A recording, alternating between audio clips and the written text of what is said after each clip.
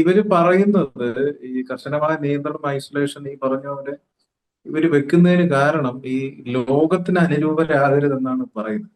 അതെ. ആ, ലോക ജീവിതം പാപമാണ്, ലോകത്തിന് അനുരൂപരാകരുത് എന്ന് പറഞ്ഞിട്ടാണ് ഈ യൂത്തിനെ ആകട്ടെ വിശ്വാസികളെ ആകട്ടെ ഈ കർശനമായ നിയന്ത്രണത്തിൽ വെക്കുന്നത്. പക്ഷെ ഈ പറയുന്നവർ തന്നെ കാർ മേടിക്കുന്നുണ്ട്, മൊബൈൽ മേടിക്കുന്നുണ്ട്, അത് ലോകമല്ല. ബൈക്ക് മേടിക്കുന്നുണ്ട്, അത് ലോകമല്ല. ഇവിടെ വീടുകൾ വെക്കുന്നുണ്ട്, അത് ലോകമല്ല. വസ്തു വാങ്ങുന്നുണ്ട്, അത് ലോകമല്ല. ഇവിടുത്തെ സകലവിധ സൗകര്യങ്ങൾ ഇവർ ഉപയോഗിക്കുകയും എന്നിട്ട് ഇപ്പൊ കർശനമായ നിയന്ത്രണം അതിനെതിരെ കൊണ്ടുവരുന്നത് പ്രസംഗവും ലോകത്തിന് പ്രവൃത്തിയൊന്നും, അനുകൂലം. പ്രസംഗം വേറൊന്നും. അതിന് പിന്നെ ന്യായങ്ങളുണ്ട് അവർക്ക്. അതെ. പറഞ്ഞു നിൽക്കാൻ അപ്പൊ ഇത് ഇവര് വിചാരിക്കുന്നത് ആരും ചിന്തിക്കത്തില്ല എന്നുള്ളതാണ്. പക്ഷെ അതെ. യൂത്ത് ഇത് ചിന്തിക്കും. അവർക്ക് സംശയം ഉണ്ടാവും, ഇതിൽ ഇവര് പറയുന്നതല്ല, ഇത് ലോജിക്കലി ശരിയാകുന്നില്ല എന്ന് അവർക്ക് ഡൗട്ട്സ് വരും. ഞാനും ഈ വീഡിയോ, എന്റെ വീഡിയോ ഞാൻ ഷൂട്ട് ചെയ്തിട്ടില്ല അധികം. ഉം. അധികമല്ല, ഒട്ടുമില്ല. ഉം. ഉം. ഉം. ഒരു കോൺവെർസേഷൻ ആദ്യമായിട്ടാണ്. അപ്പൊ ഇതാണ് ഒരു അവസരം വന്നത്. അതിനൊരു അരുണുമായിട്ടുള്ള ആദ്യത്തെ, തുടക്കമുണ്ടല്ലോ. അതെ, അരുണുമായിട്ടാണ് ആദ്യത്തെ എന്റെ സ്റ്റാർട്ടിങ്. അല്ല, അത് ഞാനും ഇങ്ങനെ തന്നെ ഒരാളായിരുന്നു. എനിക്ക് എൻ്റെ പ്രൈവസി എന്ന് പറയുന്ന ഒരു കാര്യം എനിക്ക് എക്സ്ട്രീംലി ഇമ്പോർട്ടൻ്റ് ആയിട്ടുള്ള കാര്യം. ഞാൻ ഭയങ്കര ഇൻട്രോവേർട്ടഡ് ആയിട്ടുള്ള ആളാണ്. ഈ പൊതുവിൽ വീഡിയോയിൽ വന്നിരുന്ന് സംസാരിക്കുക, ഒരു വിഷയം റിലേറ്റഡ് ആയിട്ട് സംസാരിക്കാനല്ലാതെ എന്നോടൊരു വ്യക്തി സംസാരിച്ച അവർ ഒരിക്കലും വിചാരിക്കത്തില്ല. എനിക്കിത് വലിയ പേടിയുണ്ട് ഈ ഒരു ഇതിലേക്ക് പോകുമ്പോൾ. കാരണം ആൾക്കാർ എന്നെ കാണുമ്പോൾ എപ്പോഴും നല്ല രീതിയിൽ സംസാരിക്കുന്നു, ഒത്തിരി ആൾക്കാരുമായിട്ട് കമ്മ്യൂണിക്കേറ്റ് ചെയ്യുന്നു. പക്ഷേ അതൊരു പർട്ടിക്കുലർ ടോപ്പിക്കിൻ്റെ പുറത്ത്, ഇപ്പം നമ്മളെല്ലാം ഒരുമിച്ച് നിർത്തുന്ന ഒരിത്, ദൈവം എന്ന് ഇവർ പറയുന്നോട്ട് നമ്മളെല്ലാം ഒരുമിച്ച് നിർത്തുന്ന ഒരു ഫാക്ടർ ഇവിടെ ട്രോമയാണ്. അപ്പം അതുള്ളവരുമായിട്ട് എനിക്ക് ഈസിലി കണക്ട് ചെയ്യാൻ പറ്റും. അതിൻ്റെ പുറത്താണ് ഞാൻ ഈ സംസാരിക്കുന്നത്. അത് കാണുന്നവരോട് എനിക്കും പറയാനുള്ളൊരു കാര്യമാണ്, ഞാൻ അത്ര സോഷ്യലായിട്ടുള്ളൊരു വ്യക്തിയൊന്നുമല്ല. പിന്നെ ഇങ്ങനെ ഗതികെട്ടിട്ട് സംസാരിച്ചാണ് സത്യം പറഞ്ഞാൽ. ഒട്ടും താല്പര്യം ഉണ്ടായിട്ടല്ല. എൻ്റെ ഒരു മുഖം ഒരു മനുഷ്യനും അറിയാതിരിക്കണം, അത്രയും ഒരു അനോണിമസ് ആയിട്ട് ഇരുന്നിട്ട് ഇങ്ങനെ നാമ ഇരിക്കണം. തമിഴിലൊരു സെയിങ് ഉണ്ടല്ലോ, ഇരിക്കിற ഇടം തെരിയാമ ഇരുന്നിട്ട് പോണംട, അങ്ങനെ പറയുന്നോട്ട് നമ്മളിവിടെ ഉണ്ടെന്നേ അറിയാതെ അങ്ങനെ പറഞ്ഞ് മരിച്ചു പോകണമെന്ന് ആഗ്രഹിക്കുന്ന ഒരാളായിരുന്നു ഞാൻ. കാരണം എന്ന് പറഞ്ഞാൽ ഒരു നാലുപേരെ അറിഞ്ഞു കഴിഞ്ഞാൽ നമുക്കിപ്പം തുടർച്ചയായി നമ്മുടെ ജീവിതത്തിൽ ശീലിച്ചു വന്ന പല കാര്യങ്ങളും ചെയ്യാൻ പിന്നെ പറ്റത്തില്ല. അത് ഏറ്റവും വലിയൊരു കഴ്സ്, എന്താ പറയുക, മറ്റേ ശാപമായിട്ടാണ് ഞാൻ കണക്കാക്കുന്നത്. ഈ ഒരു പോപ്പുലർ ആകുക, അല്ലെങ്കിൽ നാലുപേർ അറിയുന്ന ഒരു വ്യക്തി ആകുക എന്ന് പറയുന്നത്. അതുകൊണ്ട് തന്നെ എനിക്ക് സോഷ്യൽ അക്കൗണ്ട്സ് കാര്യങ്ങളൊന്നുമില്ലായിരുന്നു. അത്ര എനിക്ക് ഇതിനോട് താല്പര്യമില്ലായിരുന്നു. പക്ഷേ അറ്റ് എ പോയിന്റ് ഒരു പർട്ടിക്കുലർ പ്രശ്നമുണ്ട് അതിനകത്ത്. അത് പക്ഷേ അത് ഓപ്പൺലി പബ്ലിക്കിലേക്ക് പറയാൻ ഞാൻ ഇപ്പോഴും റെഡി ആയിട്ടില്ല. പക്ഷേ എനിവേ ഞാനത് പറയും. അതിലേക്ക് ഞാൻ തന്നെ റെഡി ആയിക്കൊണ്ടിരിക്കുകയാണ്. അത് പറയേണ്ട കാര്യമുണ്ട്. ആ ഒരു എക്സ്ട്രീംലി എനിക്കിനി സംസാരിക്കാതിരുന്നാൽ ഞാൻ ഇല്ല ചങ്ക് പൊട്ടി ചത്തു എന്ന് പറയുന്നത്. അങ്ങനൊരു സിറ്റുവേഷൻ വന്നുകൊണ്ടാണ് ഞാനിത് സംസാരിച്ച് തുടങ്ങിയത്. ഇല്ലെങ്കിൽ ഞാനും ഇതുപോലെ ഒരിക്കലും സംസാരിക്കാതെ പോയേനെ. പക്ഷെ ഒത്തിരി പേര് സംസാരിക്കേണ്ടതുണ്ട് എന്ന് ഇപ്പം തിരിച്ചറിയുന്നുണ്ട്. അപ്പൊ ഇതും ചെറുപ്പത്തിലും എനിക്ക് ഇത്തരം ചിന്തകൾ ഉണ്ടായിരുന്നു. എങ്ങനെയാണിത് പലതും കേൾക്കുമ്പോൾ നമ്മള് ഇത് അങ്ങനെ അല്ലല്ലോ എന്നുള്ള ചിന്തകളൊക്കെ ഉണ്ടായിരുന്നു. പിന്നെ ഭയപ്പെടുത്തിയാണല്ലോ ഇതിനകത്ത് കൂടുതലും നിർത്തുന്നത്, അതെ. നിർത്തിയിരിക്കുന്നത്. തിരിച്ച് ചോദിക്കാൻ പാടില്ല, ഒന്നും പാടില്ല, കേട്ടോണം വിശ്വസിച്ചോണം ഒരു അടിമ ജീവിതം പോലെ പോണം. പിന്നീടാണ് ഒരു 25-28 വയസ്സ് കഴിഞ്ഞതിന് ശേഷമാണ് സ്വന്തമായിട്ട് ചിന്തിക്കാൻ. കാരണം ഇവര് പറയുന്ന ഒന്നും ചെയ്യുന്നില്ല, ഇവര് പറയുന്നതൊന്നും നമ്മുടെ ജീവിതത്തിൽ സംഭവിക്കുന്നില്ല. അപ്പൊ നമ്മൾ സ്വയം അനലൈസ് ചെയ്യാൻ തുടങ്ങി. അങ്ങനെയാണ് പിന്നെ ഞാൻ എഴുത്ത് തുടങ്ങുന്നത്. എഴുത്തിലൂടെയാണ് ഞാൻ എന്റെ വിമർശനങ്ങൾ ആദ്യമായിട്ട്, നമുക്ക് പറയാനുള്ള ഇടത്ത് നിന്നുകൊണ്ട് നമ്മൾ വിമർശിക്കുക എന്നുള്ളതാണ്. ഇതിനകത്തുള്ളവര് ഒരു 90% ഈ തലച്ചോറ് പണയം വെച്ചവര് യൂസ് ചെയ്ത് പറയുന്നവര്. അപ്പൊ കണ്ടീഷൻഡായി നമ്മൾ പോകുന്നതാണ് അങ്ങനെ. സ്വതന്ത്രമായിട്ട് അതെ അതെ കണ്ടീഷൻഡായി പോകുന്നതാണ്. ആയി പോകുന്നതാണ്. അങ്ങനെ അപ്പം ടൈം ചെയ്യുന്ന രീതിയിലാണല്ലോ അവരുടെ വിശ്വാസങ്ങൾ കാര്യങ്ങളെല്ലാം പരുവപ്പെടുത്തി എടുത്തേക്കുന്നത്. കാരണം ആദ്യം തൊട്ടേ പറയുന്നത് ബാക്കിയെല്ലാം ജാതികളാണ്, അവരിൽ നിന്ന് ഒഴിച്ചു നിർത്തണം, അവരുടെ കൂട്ടത്തിൽ പോയി കഴിഞ്ഞാൽ എനിക്ക് എപ്പോഴും ചോദിക്കാനുള്ള ഒരു ചോദ്യം, ഇത്രയും തുമ്മിയാ തെറിക്കുന്നൊരു വിശ്വാസമേ ഉള്ളൂ നിങ്ങൾക്ക്? അത്രയും പേടിയാണോ നിങ്ങൾക്ക്? അമിതമായൊരു വിശ്വാസം ഉണ്ടെങ്കിൽ എവിടെ പോയാലും, ഞാൻ എൻ്റെ ഇനി തലയർത്താലും എനിക്ക് വിശ്വാസം നിലനിൽക്കുമെന്ന് വിശ്വാസമുള്ളവർ പിന്നെ എന്തിനാണ് ഈ പേടിക്കുന്നത് മറ്റൊരാളെ പോയി കാണാനും കേൾക്കാനും ഒക്കെ? അതാണ് എനിക്ക് ഒരിക്കലും മനസ്സിലാകാത്ത കാര്യം. ഇവർ ഭയങ്കര സത്യമാണ്, നമ്മൾ ജീവന്റെ മാർഗം തിരഞ്ഞെടുത്തു എന്ന് പറയും. അറ്റ് ദ സെയിം ടൈം അവർ പേടിപ്പിച്ച് ഐസൊലേറ്റ് ചെയ്ത് നിർത്തി മാത്രമേ ഇത് മുന്നോട്ട് കൊണ്ടുപോകാൻ കഴിയുന്നുള്ളൂ. പിന്നെ അരുണിനെ സംബന്ധിച്ച് എങ്ങനെയായിരുന്നു? ഈ നാട് ഇവിടെ കേരളത്തില് തിരുവല്ലയിലല്ലേ? തിരുവല്ല മാന്നാറിനടുത്ത്, മാന്നാറിൽ നിന്ന് ഒരു 5 കിലോമീറ്റർ പോകണം. ഇച്ചിരി അകത്തേക്കുള്ളൊരു പ്രദേശം. ഞാൻ ആ ഒരു ആദ്യത്തെ വീഡിയോയിലോട്ട് പറയുന്ന പോലെ തന്നെ ഭയങ്കര ഒത്തിരി റൂറലായിട്ടുള്ള ഒരു ഏരിയയാണ് ഞങ്ങളുടെ ആ ഒരു വഴി ഇതുവരെ ടാർ ചെയ്തിട്ടില്ല. അപ്പം അത്രയും വികസനം മാത്രം ഉള്ള ഒരിടത്താണ് ഞാൻ ജീവിച്ചുകൊണ്ടിരുന്നത്. പിന്നെ ആ ഒരു ഏരിയ, ഞാൻ താമസിക്കുന്ന ആ ഒരു ഏരിയ കൂടുതലും ഇതേപോലുള്ള വിശ്വാസം, ഒന്നെങ്കിൽ ക്രിസ്ത്യാനികൾ അല്ലെങ്കിൽ പെന്തക്കോസ്തുകാരാണ് കുറച്ചുകൂടെ കൂടുതലായിട്ടുള്ളത്. പിന്നെ ഈ TPM-ലാണ് പോകുന്നത്. അപ്പം പെന്തക്കോസ്തേ എക്സ്ട്രീമാണ്, കൾട്ടാണ്. ആ കൾട്ടിലെ തന്നെ എക്സ്ട്രീം കൾട്ടാണ് TPM എന്ന് പറയുന്നത്. അവിടെ പൊയ്ക്കൊണ്ടിരുന്നപ്പോഴത്തേന് കൊച്ചിലേ തൊട്ട് ഈ ഒരു സാധനം തന്നെയാണ് കേട്ട് തുടങ്ങി. ഞാൻ സ്കൂളിൽ പോകുന്നതിന് മുമ്പേ തന്നെ ഈ സൺഡേ സ്കൂളിൽ പോയി തുടങ്ങി. ആദ്യം തൊട്ടേ ഉള്ള വിശ്വാസം കാര്യം അടിച്ചേൽപ്പിച്ചു. വേറെ തിരിച്ച് ചിന്തിക്കേണ്ട കാര്യമില്ല. പിന്നെ ഈ വീട്ടിൽ നിന്ന് തന്നെ ഐസൊലേഷൻ കൃത്യമായിട്ടും ഉണ്ട്. അത് അവരുടെ കുറ്റമല്ല, ഒരിക്കലും പേരൻസിൻ്റെ കുറ്റമായിട്ട് ഞാനതിനെ പറയുന്നില്ല. കാരണം ഇവർ പ്രസംഗിക്കുന്നതും കാര്യങ്ങളും ഇതാണ്. ഈ നാളെ ഒരു ദിവസം ഈ പാസ്റ്റർ ചിലപ്പോൾ ഒരു വിസിറ്റിങ്ങിന് വരുമ്പോഴത്തേന് എന്നെ ചിലപ്പോൾ അപ്പുറത്ത് വേറെ കുറേ അന്യമത വിശ്വാസികൾ പിള്ളേരുടെ കൂടെ നിന്ന് കളിക്കുന്ന കണ്ടു കഴിഞ്ഞാൽ അവരടുത്ത ആഴ്ചത്തെ പ്രസംഗത്തിൽ അത് പറയും. അത് ഈ വീട്ടുകാർക്കൊരു നാണക്കേടാണ്. അത് പറഞ്ഞിട്ട് ഇത് പേടിച്ചിട്ടാണ് സത്യം പറഞ്ഞാൽ. ഈ ഒരു എന്താ അതിന് പറയുന്നില്ല, പുതുമദ്യത്തിൽ നമ്മളെ ഇങ്ങനെ ഇളിഭ്യരാക്കുന്ന ഒരു പരിപാടി ഉണ്ടല്ലോ, ഈ പ്രസംഗിച്ചുകൊണ്ട് കുത്തുപ്രസംഗം നടത്തി. അതിനെ പേടിച്ചാണ് സത്യത്തിൽ വീട്ടുകാരൊക്കെ ഈ ഒരു കാര്യം ചെയ്തുകൊണ്ടിരുന്നത്. അല്ലാതെ എനിക്കിപ്പോഴും എൻ്റെ ഒരു തിരിച്ചറിവെന്ന് പറഞ്ഞാൽ ഇവർ ആൾക്കാരുടെ പ്രശ്നമൊന്നുമല്ല. ഈ ഒരു ഐഡിയയുടെയും ആ ഒരു ഐഡിയ കുത്തി നിറയ്ക്കുന്ന കുറേ പാസ്റ്റർമാരുടെയും മാത്രം പ്രശ്നമേ ഈ ഒരു സമൂഹത്തിനുള്ളൂ. അപ്പം അങ്ങനെ ഒരു ഐസൊലേഷനിൽ വളർന്നു. ഐസൊലേഷൻ ഞാൻ നേരത്തെ പറഞ്ഞ കൂട്ട് തന്നെ ചോദ്യങ്ങൾ കുറച്ച് വ്യത്യസ്തമായിരുന്നു എൻ്റെ ചോദ്യങ്ങൾ. പക്ഷേ ഈ ഒരു ചോദ്യം ചോദിക്കുമ്പോഴേ, കുട്ടിയായിരിക്കുമ്പോഴേ നമ്മൾ ഈ കേൾക്കുന്ന പ്രസംഗങ്ങൾ ഓൾറെഡി കേൾക്കുന്നുണ്ട് ചോദ്യത്തിന് മുമ്പ് തന്നെ. സൺഡേ സ്കൂൾ പഠിക്കുന്നുണ്ട്.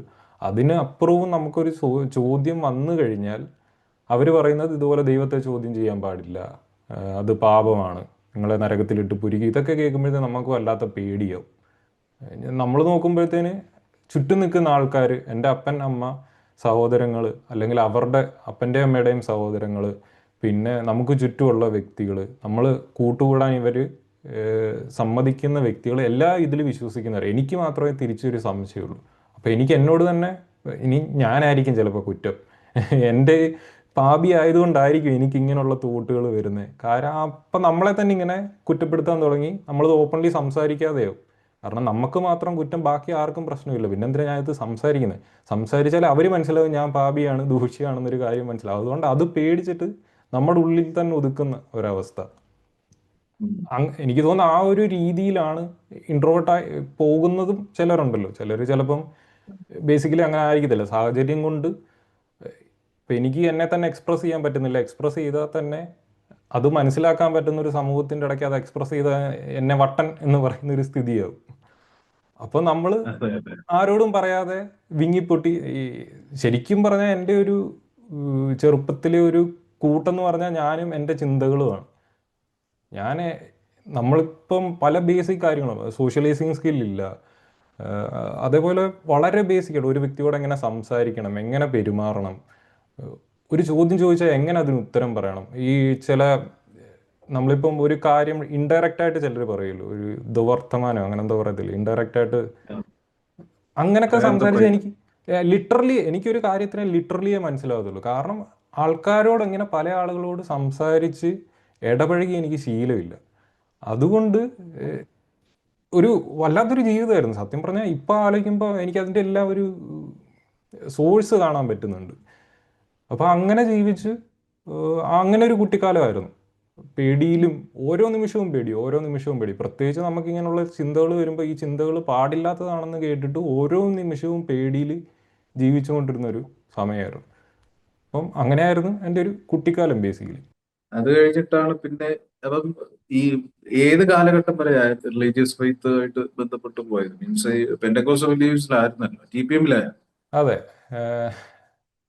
Pentecostal TPM ബിലീവിലായിരുന്നു. പക്ഷേ എങ്കിലും ഏഹ്, ഒരു ടേണിംഗ് പോയിന്റ് എന്ന് പറയാൻ സത്യം പറഞ്ഞാൽ നമ്മുടെ ഒരു ഇവിടത്തേക്ക് വരുമ്പോഴാണ് എൻ്റെ ഒരു കോളേജ് വിദ്യാഭ്യാസം, യൂണിവേഴ്സിറ്റി എഞ്ചിനീയറിംഗ് പഠിക്കാനായിട്ട് തമിഴ്നാട്ടിൽ പോയതാണ് ശരിക്കും ടേണിംഗ് പോയിന്റ്, ആ ഒരു വിശ്വാസത്തിൽ നിന്നും വിട്ടുപോകാനുള്ള കാരണം.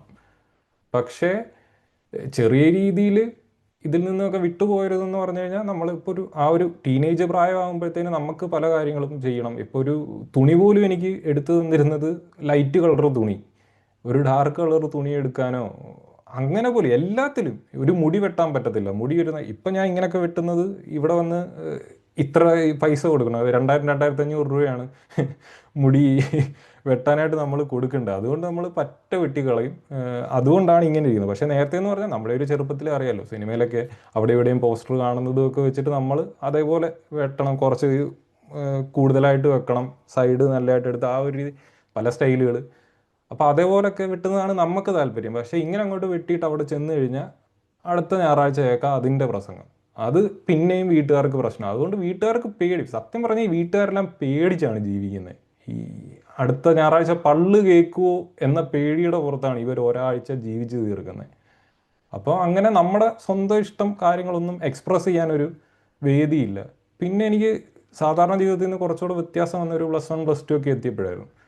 അവിടെയാണ് കുറച്ചുകൂടെ ഈ നമ്മൾ മറ്റേന്ന് പറഞ്ഞാൽ കൊച്ചു എൻ്റെ നഴ്സറി തൊട്ടൊരു 10ാം ക്ലാസ് വരെ ഒരേ സ്കൂളിൽ തന്നെ ഒരേ കൂട്ടുകാർ തന്നെ. അപ്പം വ്യത്യസ്തമായ ചിന്താഗതിയോ കാര്യങ്ങളോ ഒന്നുമില്ല. അത്ര ഒരു ഔട്ട് പെർഫോം ചെയ്യുന്ന ടൈപ്പ് ഓഫ് സ്കൂളോ കാര്യങ്ങളോ ഒന്നും അല്ലായിരുന്നു. സാധാരണഗതിയിലുള്ളൊരു സ്കൂൾ തന്നെയായിരുന്നു. അപ്പം പിന്നെ കൊച്ചിലെ തൊട്ട് ഒരേപോലുള്ള കൂട്ടുകാർ, അതിൽ നിന്ന് വ്യത്യസ്തമായിട്ടുള്ള ആശയങ്ങളുമായിട്ട് വരാനായിട്ട് ആരുമില്ല. പിന്നെ വ്യത്യസ്തമായിട്ട് ചിന്തിക്കുന്നവർ പോലും ആരുമില്ല. അത്രയും ചെറിയൊരു സ്ഥലം, അവിടെ ബുക്ക് വായിക്കുന്നവർ പോലും ആരും ഇല്ലായിരുന്നു. എൻ്റെ കൂട്ടത്തിൽ ബുക്ക് വായിക്കുന്നവരൊക്കെ ഞാൻ കണ്ടിട്ട് പോലും ഇല്ല. നമ്മൾ ചുറ്റുപാടും അങ്ങനെയല്ല. അപ്പം ഒരു പുറമെ ലോകമായിട്ട് യാതൊരുവിധ ബന്ധവുമില്ല. സൺഡേ സ്കൂളിൽ പോകുന്നു, അവിടെ കേൾക്കുന്ന കാര്യങ്ങൾ, സ്കൂളിൽ ചെല്ലുന്നു. പക്ഷേ ഈ സ്കൂളിൽ ചെല്ലുമ്പോൾ തന്നെ ഞാൻ ഈ പഠിത്തത്തിനെ സമീപിക്കുന്നത് വെറുതെ തമാശയ്ക്ക് ഒരു സാധനം, എനിക്കൊരു ജോലി കിട്ടാൻ വേണ്ടിയിട്ട് ഒരു സർട്ടിഫിക്കറ്റ് ഒപ്പിക്കാനായിട്ട് ഈ സ്കൂളിൽ പോകുന്നു. ആ ഒരു ഉപാധിയോടുകൂടിയാണ് ഞാൻ സ്കൂളിനെ സമീപിക്കുന്നത്. എഡ്യൂക്കേഷൻ എന്നൊക്കെ പറഞ്ഞാൽ സയൻസിനോടൊക്കെ തീരാത്ത പുച്ഛമാണ്. കാരണം സയൻസ് എല്ലാം കണ്ടുപിടിക്കുന്നത് നമ്മുടെ പുസ്തകത്തിലുള്ള കാര്യം തന്നെ ആണല്ലോ. മറ്റേ ചന്ദ്രനിൽ പോയൊരു സംഭവമൊക്കെ വന്നപ്പോഴത്തേന് ഇവിടുന്ന് പറയുന്നതെന്ന് വെച്ച് കഴിഞ്ഞാൽ മറ്റേ എന്താ നക്ഷത്രങ്ങളുടെ ഇടയിൽ പോയി കൂട് കൂട്ടിയാൽ അവിടുന്ന് ഇറക്കിക്കൊണ്ട് കണ്ടോ, ഇതൊക്കെ കണ്ടിട്ടാണ് നമ്മൾ ഇപ്പം അവിടെ പോയത്. ഈ ഒരു കഥയൊക്കെ പറഞ്ഞിട്ട് അപ്പം നമുക്ക് സയൻസിനോടൊക്കെ പുച്ഛമാണ്. കാരണം ഇതൊക്കെ പണ്ടേ നമ്മുടെ കയ്യിലുള്ളതാണ്. ആ ഒരു മൈൻഡ് സെറ്റിലാണ് കാണുന്നത്. പിന്നെ ഈ ഒരു +1 +2 ആയപ്പോഴാണ് സെയിം സ്കൂൾ തന്നെ, നമ്മുടെ നായർ സമാജം മാന്നാറുള്ള അവിടെ തന്നെ ആണെങ്കിലും +1 +2 ആകുമ്പോൾ പലയിടത്തു നിന്നുള്ള പിള്ളേർ വരും. പല ഈ ആ സ്കൂൾ ഈ സ്കൂള് ICSE CBSE ഇങ്ങനെ പല വിധത്തിൽ ചിന്തിക്കുന്ന പല വിധത്തിലുള്ള ആൾക്കാർ അവർ വന്നപ്പോഴാണ് കുറച്ചുകൂടെ ചെറിയൊരു മാറ്റം. എങ്കിലും വിശ്വാസത്തിൽ നിന്നൊക്കെ പുറത്തു പോയെന്ന് ചോദിച്ചാൽ അത്രയ്ക്കൊന്നും പറയാനില്ല. എങ്കിലും ലൈറ്റായിട്ട് ചെറിയൊരു കോട്ടം തട്ടുന്ന രീതിയിൽ. കാരണം മറ്റു പല വിശ്വാസമുണ്ട്, കുറച്ചുകൂടെ വ്യത്യസ്തമായി ചിന്തിക്കുന്നവരുണ്ട്. പല പാവങ്ങളും സത്യം പറഞ്ഞാൽ വലിയ പാപമൊന്നും അല്ല. ആ ഒരു നിലയ്ക്കൊക്കെ ചിന്തിക്കാൻ തുടങ്ങിയത് അവിടുന്നാണ്. ചെറിയൊരു മറ്റുള്ള ഒരു തരി പോലെ ഒരു ചേഞ്ച് വന്നു തുടങ്ങി. പിന്നെ ശരിക്കുള്ള വ്യത്യാസം വന്നത് യൂണിവേഴ്സിറ്റി നമ്മുടെ ഹോസ്റ്റലിൽ നിന്ന് പഠിക്കാൻ തുടങ്ങിയപ്പോൾ. മറ്റേന്ന് പറഞ്ഞാൽ സ്കൂളിലാണെങ്കിലും നമ്മളുടെ ഒരു വ്യത്യാസം എന്ന് പറയുന്നത് രാവിലെ നമ്മൾ പോകുന്നു, വൈകിട്ട് തിരിച്ചു വരുന്നു. ആ ഒരു ചെറിയ പർട്ടിക്കുലർ ടൈം മാത്രമേ ഉള്ളൂ നമുക്ക് ഇവരുമായിട്ട് സ്പെൻഡ് ചെയ്യാൻ. അതിൽ കൂടുതൽ നമ്മൾ ആ ഒരു ടീനേജ് പ്രായത്തിൽ എന്താ സാധാരണ കാര്യങ്ങൾ എന്തെങ്കിലുമൊക്കെ പറയത്തുള്ളൂ. വല്ലപ്പോഴും ആയിരിക്കും വേറെ എന്തെങ്കിലും ടോപ്പിക്കോ കാര്യങ്ങളോ വരുമോ, പൊളിറ്റിക്സ് കാര്യങ്ങളൊക്കെ ചെറിയ ചെറിയ രീതിയിൽ സംസാരിച്ച് തുടങ്ങുന്നൊരു സമയം. പിന്നീട് ഈ ഹോസ്റ്റലിൽ ചെന്നപ്പോഴാണ് അവിടെ നിന്ന് പറഞ്ഞാൽ വേറെ ഓപ്ഷൻ ഇല്ലല്ലോ. ഇവരുടെ ഒരുമിച്ച് ജീവിക്കുക എന്നല്ലാതെ ഈ ഒരു സ്കൂള് നമ്മുടെ ഇപ്പോൾ നേരെ തിരിയും. സ്കൂളിൽ പോകുന്നത് മറ്റേ നമ്മൾ വീട്ടിലായിരുന്ന സമയം പോലെ ആയിരിക്കും, നേരെ തിരിഞ്ഞു വരും. നമ്മളപ്പം സ്കൂളിൽ വെറുതെ പോകുന്നു, തിരിച്ചു വന്നിട്ട് നമ്മുടെ വീട്ടിൽ സ്പെൻഡ് ചെയ്യുന്ന സമയം പോലെ എന്ന് പറഞ്ഞാൽ വ്യത്യസ്തമായിട്ടുള്ള ആൾക്കാർ, മുസ്ലിംസ് ഉണ്ട്, ഹിന്ദുസ് ഉണ്ട്, എല്ലാവിധ മതവിശ്വാസികളും ഉള്ളൊരിടം. അപ്പോൾ നമ്മൾ വൈകിട്ടൊക്കെ ആകുമ്പം വൈകിട്ട് ഫുഡ് കഴിച്ച് എല്ലാം കഴിഞ്ഞ് കഴിഞ്ഞാൽ നമ്മളെല്ലാവരോടും ഒരു റൂമിൽ കൂടിയിട്ട് ഇരുന്ന് സംസാരം അല്ലെങ്കിൽ എന്തെങ്കിലും ഗെയിം കളി കാര്യങ്ങൾ അങ്ങനെയൊക്കെ ഉണ്ട്. അപ്പോൾ അതിൻ്റെ ഇടയ്ക്ക് ഒത്തിരി ടോപ്പിക്സ് വരും. എനിക്കിപ്പോഴും ഞാൻ ഇങ്ങനെ കുത്തിയും ചിന്തിച്ചപ്പോഴത്തേന് എവിടെ നിന്നാണ് ഈ ഒരു സ്പാർക്ക് വന്നത് കാര്യങ്ങളെന്ന് ആലോചിച്ചപ്പോഴത്തേന് എൻ്റെ ഇടയ്ക്ക് ഒരു RSSകാരൻ ഉണ്ടായിരുന്നു, കരുവാറ്റയുള്ള ഒരു RSSകാരൻ. പുള്ളി എൻ്റെ അടുക്കെ അന്ന് എനിക്ക് ഈ കുറച്ച് ഈ +2 ആ കാര്യം ഞാൻ പറയാൻ വിട്ടു. ഈ ഒരു +2 ആ ഒരു സമയമൊക്കെ ആയപ്പോഴത്തേന് കമ്മ്യൂണിസത്തിനോടൊരു ഫാസിനേഷൻ വരുന്നൊരു സമയമാണ്. കാരണം എല്ലാവർക്കും വേണ്ടി സമത്വം കാര്യങ്ങളൊക്കെ പറയുമ്പോഴത്തേന് അതിനോടൊരു താല്പര്യം. അതിനു മുമ്പ് വരെ UDF ആയിരുന്നു. കാരണം വീട്ടുകാരെല്ലാം പൊതുവെ ക്രിസ്ത്യാനികളായ വീടുകളിലെല്ലാം UDFകാരായിരിക്കുമല്ലോ.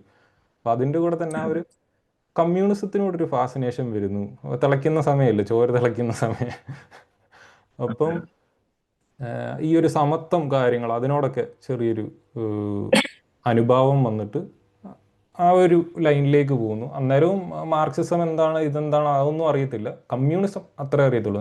ഞാൻ കമ്മ്യൂണിസ്റ്റാണ്. അന്നാണ് കുറച്ച് സിനിമകളും കാര്യങ്ങളും ഒക്കെ വരുന്നത്. അതിൻ്റെയും കൂടെ ഒരു എഫക്റ്റ് ഉണ്ട് ഈ കമ്മ്യൂണിസ്റ്റ് ഇതുമായിട്ട് ബന്ധപ്പെട്ട സിനിമകൾ കാര്യങ്ങൾ വരുന്നത്. അപ്പോൾ അതിൽ നിന്നും കുറച്ച് പ്രചോദനം ഉൾക്കൊണ്ട് ഞാൻ ഒരു കമ്മ്യൂണിസ്റ്റ് ആണെന്നൊക്കെ പറഞ്ഞുകൊണ്ട് നടക്കുന്ന സമയം. പക്ഷേ കമ്മ്യൂണിസം എന്താണെന്ന് ചോദിച്ചാൽ അന്നൊന്നും അറിയത്തില്ല.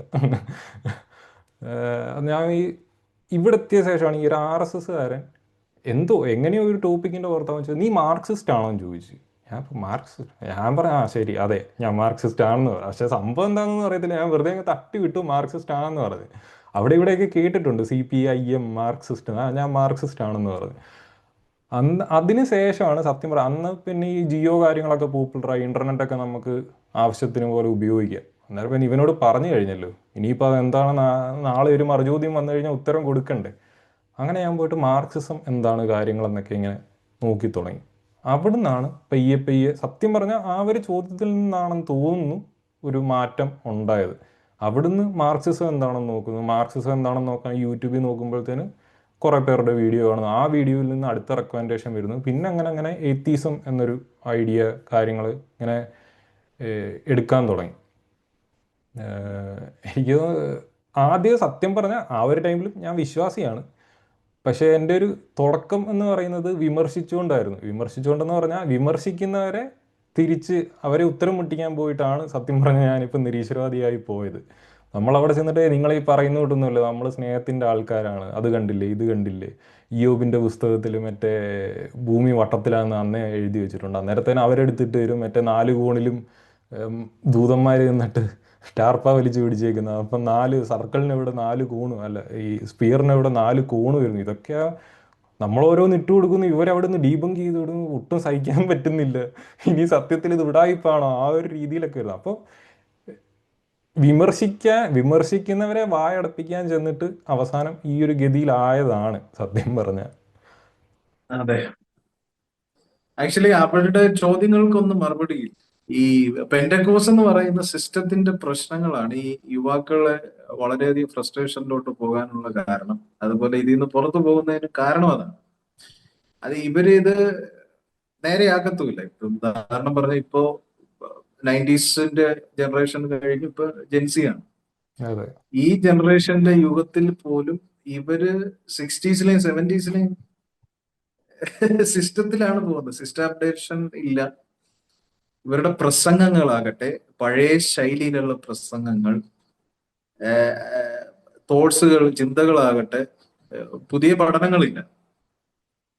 പ്രസംഗ ശൈലിയാകട്ടെ ഇതെല്ലാം അതേ പഴയ രീതിയിലാണ് ഇവര് പറയുന്നത്. ബൈബിൾ ഒരു ഫിലോസഫിക്കൽ റൈറ്റിംഗ്സ് ആണ് അതെ കൂടുതൽ. അപ്പം ആ ഒരു ഇവരുടെ പ്രസംഗങ്ങൾ അതിനെ ഫിലോസഫിക്കലായിട്ട് നമ്മൾ സമീപിച്ച് എക്സ്പ്ലെയിൻ ചെയ്താലേ അതിന്റെ റിയൽ കണ്ടന്റ് നമുക്ക് കിട്ടത്തുള്ളൂ. അതുപോലെ ലോജിക്കലും ആയിരിക്കണം. ഇവിടെ അതെ സംഭവിക്കുന്നത് ഒന്ന് ഫിലോസഫിക്കൽ അല്ല, ലോജിക്കൽ അല്ല. ലോജിക്കൽ അല്ലാത്തത് കൊണ്ട് ഇവരുടെ പ്രസംഗങ്ങൾ നമുക്ക് ഒരുപാട് ക്വസ്റ്റ്യൻസ് വരും. ഈ ക്വസ്റ്റ്യൻസ് നമുക്ക് ചോദിക്കാൻ പെർമിഷൻ ഇല്ല. അതെ ഇവിടെ ഇവിടെയാണ് ഏറ്റവും വലിയ പ്രശ്നം, പരാജയം വരുന്നത്. കാരണം ഈ ചോദ്യങ്ങളെല്ലാം നമ്മുടെ ഉള്ളിൽ സംശയങ്ങളായിട്ട് മാറും. അതെ അതവിടെ തന്നെ ചോദിക്കാൻ കാണും. പാടില്ല. ഒരിക്കലും ചോദ്യങ്ങളെ അടിച്ചമർത്തിക്കൊണ്ട് ഒത്തിരി കാലം ഒന്നും ഓടാൻ പറ്റത്തില്ല. കുറെ കാലമൊക്കെ പറ്റും. കുറെ കഴിയുമ്പോഴത്തേ അത് പൊട്ടിത്തെറിക്കുന്ന ഒരു സമയം വരും. പിന്നെ ഫ്രീഡം ഇല്ലല്ലോ. ഈ പറഞ്ഞ പോലെ കർശനമായ നിയന്ത്രണങ്ങളാണ്.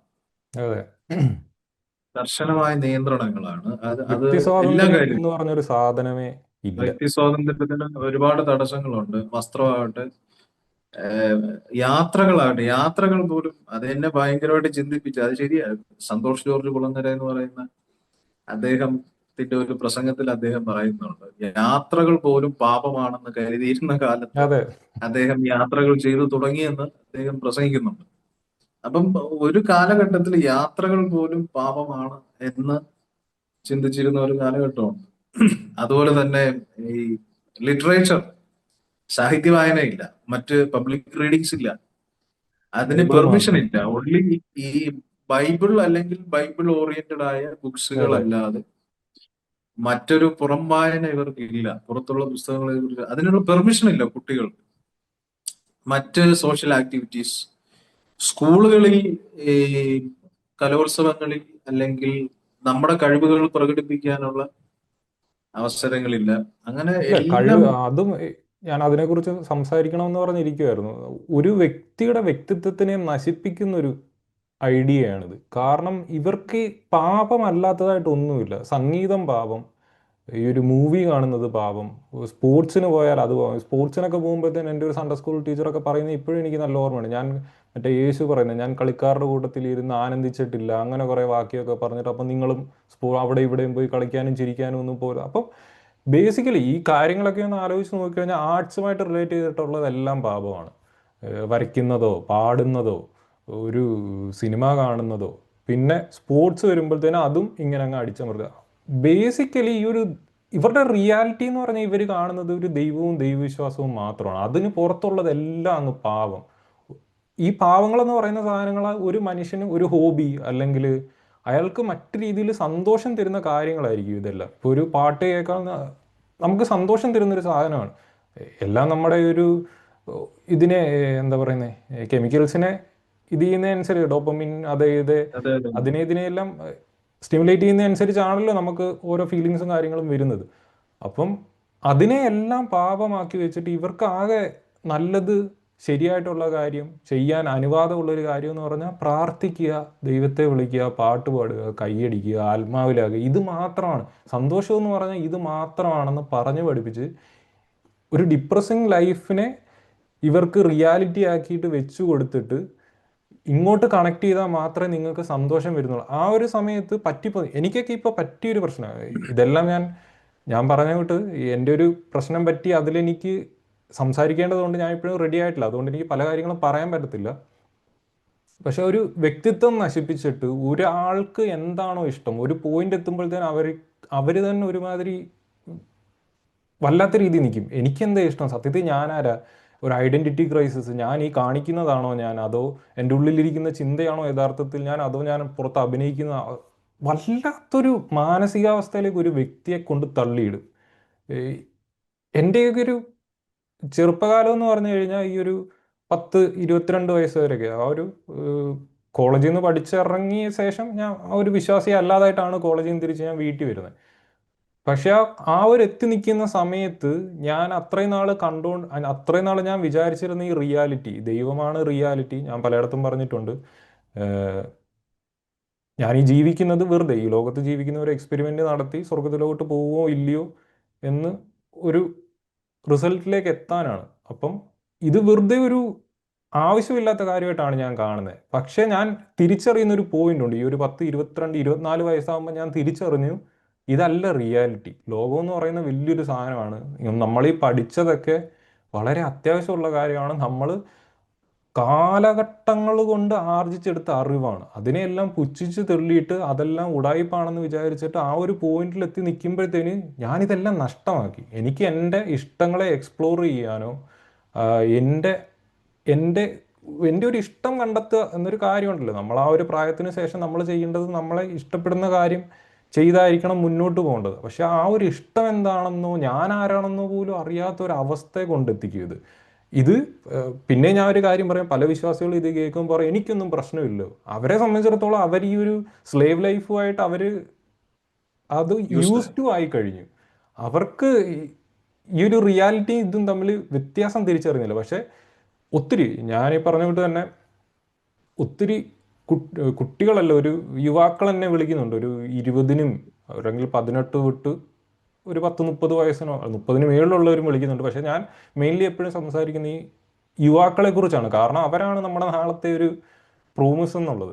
അപ്പോൾ അവർ വിളിച്ചിട്ട് പറയുന്നത് എനിക്കറിയാം ഇത് ഉടായിപ്പാണ്, കാര്യങ്ങളാണ്, എല്ലാം അറിയാം. പക്ഷെ എനിക്ക് ഇതിൽ നിൽക്കുന്നതാണ് എൻ്റെ സേഫ് സോൺ.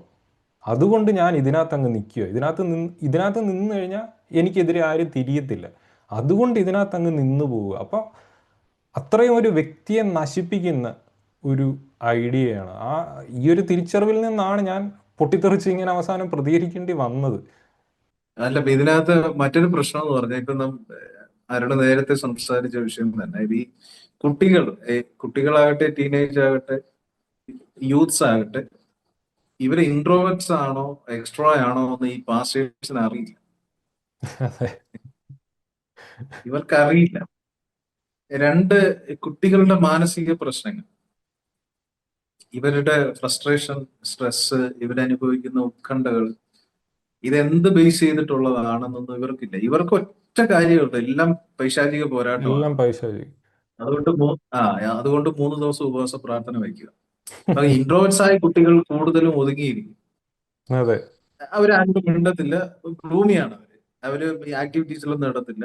അത് ഇൻട്രോവേർട്സ് ക്യാരക്ടർ ആണ് എന്ന് തിരിച്ചറിയാനുള്ള ബോധ്യം പാസ്റ്റേഴ്സിനില്ല. ഒന്നും അങ്ങനെയുള്ളവരെ ആ രീതിയിൽ ട്രീറ്റ് ചെയ്യുകയും അവരെ ആക്റ്റീവാക്കി കൊണ്ടുവരാനും ചെയ്യേണ്ട ഒരു ഒരു ബോധ്യം ഒന്ന് ഇവർക്കില്ല. അത് ഏറ്റവും വലിയ പരാജയമാണ്. മറ്റൊന്ന്, കുറച്ചു മുമ്പ് ഞാൻ പറഞ്ഞത് ഈ എല്ലാം പിശാചിന്റെ പോരാട്ടമാണ്, അതുകൊണ്ട് നമുക്ക് പ്രാർത്ഥിക്കാം, അല്ലെങ്കിൽ അതെ. 3 ദിവസം ഉപവസിക്കും. ഈ കുട്ടികളുടെ മാനസിക പ്രശ്നങ്ങൾ എല്ലാം അല്ല, 90% പൈശാചിക പോരാട്ടം ഒന്നും അല്ല. അത് പല രീതിയിൽ അവരിൽ ഉണ്ടാകുന്ന പ്രശ്നങ്ങളുടെ ട്രോമ ആയിരിക്കാം, മറ്റു വിഷയങ്ങളൊക്കെ ആയിരിക്കാം. അപ്പൊ അതിനെ ചികിത്സിക്കേണ്ടത് വേറെ രീതിയില്ല. അതെ. അല്ലാതെ ഒരാഴ്ച ഉപവാസം ഇരുന്നത് കൊണ്ടോ, അതിനൊന്നും പ്രാർത്ഥനയിലൂടെ കഴിഞ്ഞ ദിവസവും ഞങ്ങൾ ഡിസ്കസ് ചെയ്തതാണ്. അപ്പൊ ഇതറിയാതെ ആണ് ഈ കുട്ടികൾ ഇവർ ട്രീറ്റ് ചെയ്തത്. അതൊക്കെ വലിയൊരു പ്രശ്നമാണ്. ഈ സൈക്കോളജിക്കൽ പ്രോബ്ലം പറഞ്ഞപ്പോഴത്തേന് ഇവർ അതിനെ കാണുന്നത് പറഞ്ഞുകൊണ്ട് തന്നെ സാത്താൻ എന്ന രീതിയിലാണ് കാണുന്നത്. എന്നെ ഒരു വ്യക്തി വിളിച്ചിരുന്നു, ഒരു 20, എത്ര കൃത്യമായി ഏജ് എനിക്ക് അറിയത്തില്ല, പക്ഷെ ഒരു ഏർലി 20s 22 അങ്ങനെ വല്ലതും ആയിരിക്കും. പയ്യൻ വിളിച്ചിട്ട് എൻ്റെ അടുക്കൽ പറഞ്ഞത് സെയിം അവസ്ഥ, ഞാൻ പറഞ്ഞ ഈ അവസ്ഥ തന്നെ എനിക്കുണ്ടായി. എന്നിട്ട് ഞാൻ എൻ്റെ കുറച്ച് എക്സ്പീരിയൻസ് പറഞ്ഞപ്പോഴത്തേനും പുള്ളി പറഞ്ഞത് പുള്ളിക്ക് എക്സ്ട്രീം ഡിപ്രഷൻ, എന്നിട്ട് രാത്രി കിടന്ന ഉറക്കം വരത്തില്ല, ഇൻസോംനിയ എന്ന് പറയും, ആ ഒരു ഉറക്കം വരാത്തൊരവസ്ഥ.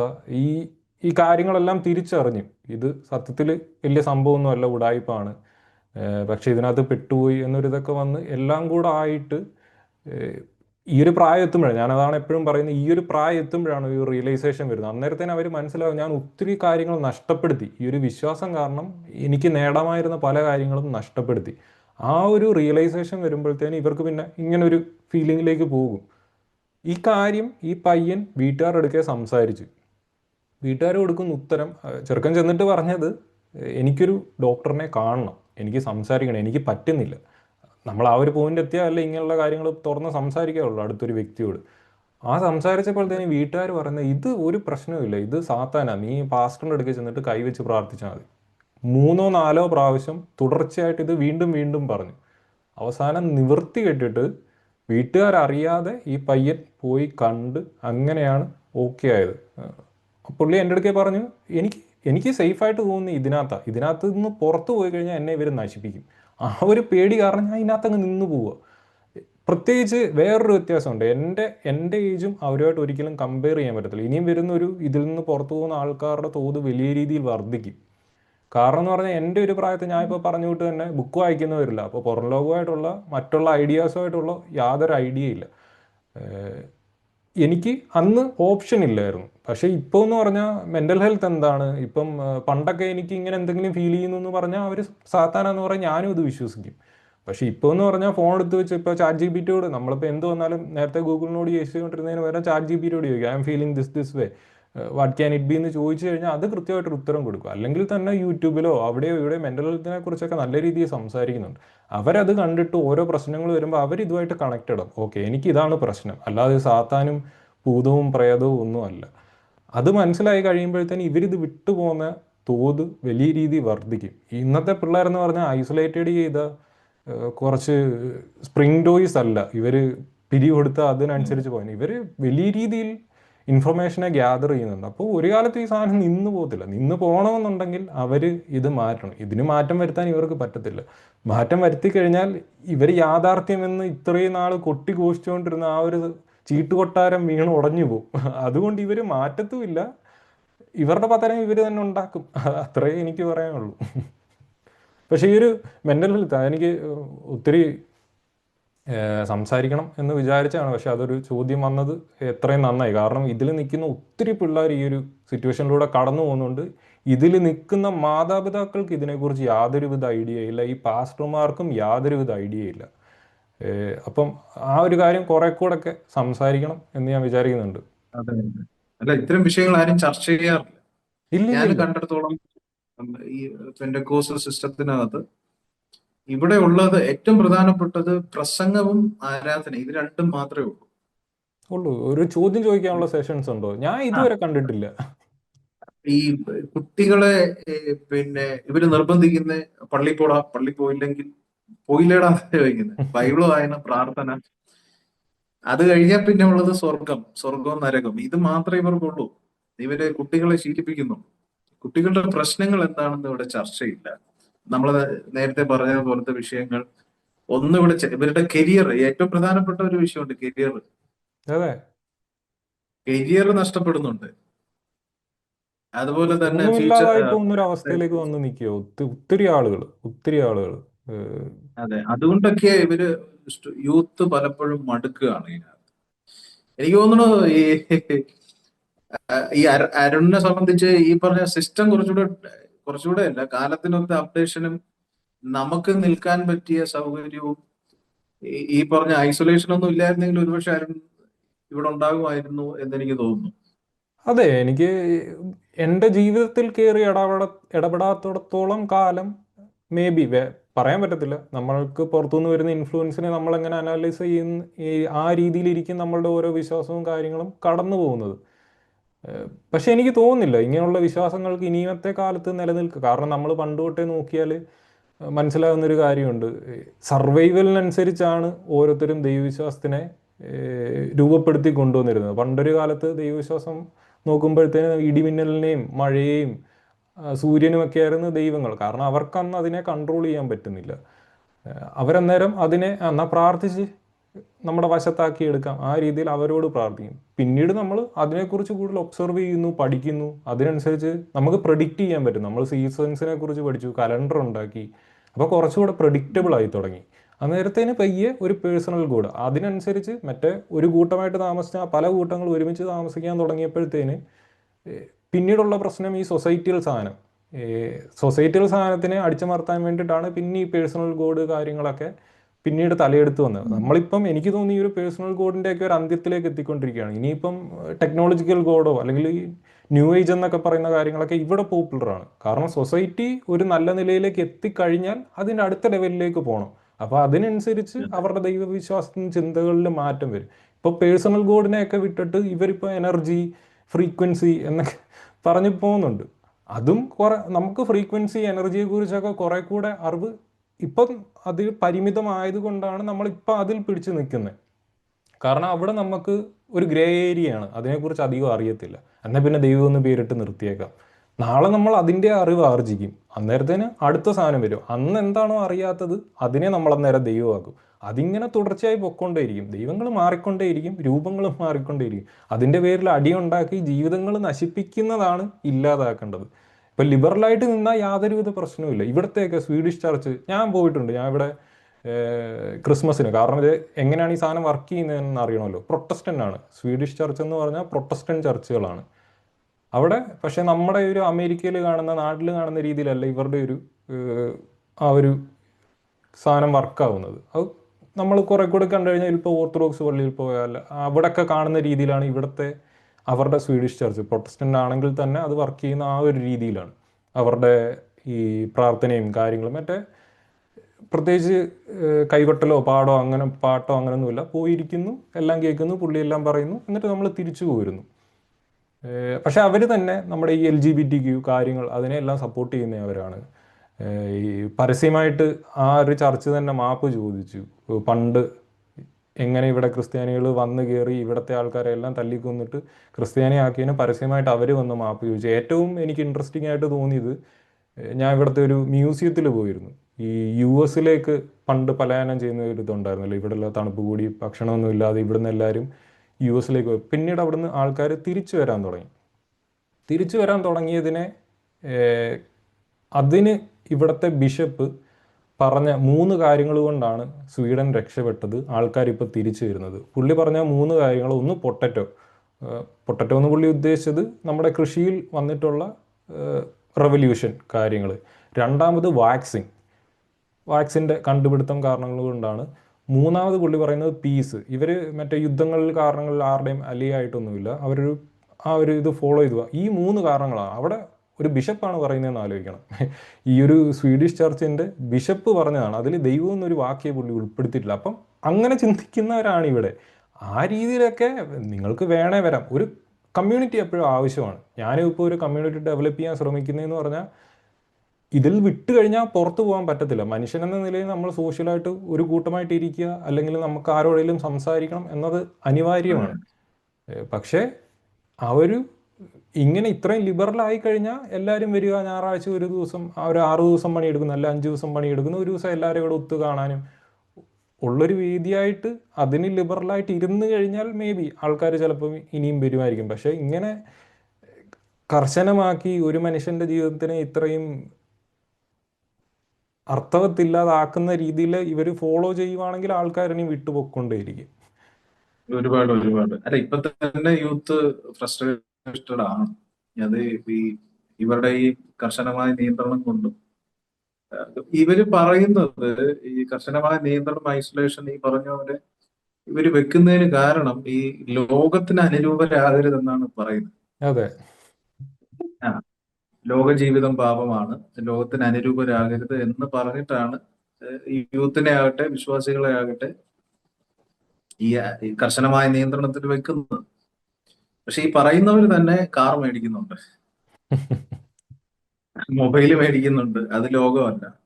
ബൈക്ക് മേടിക്കുന്നുണ്ട്, അത് ലോകമല്ല. ഇവിടെ വീടുകൾ വെക്കുന്നുണ്ട്, അത് ലോകമല്ല. വസ്തു വാങ്ങുന്നുണ്ട്, അത് ലോകമല്ല.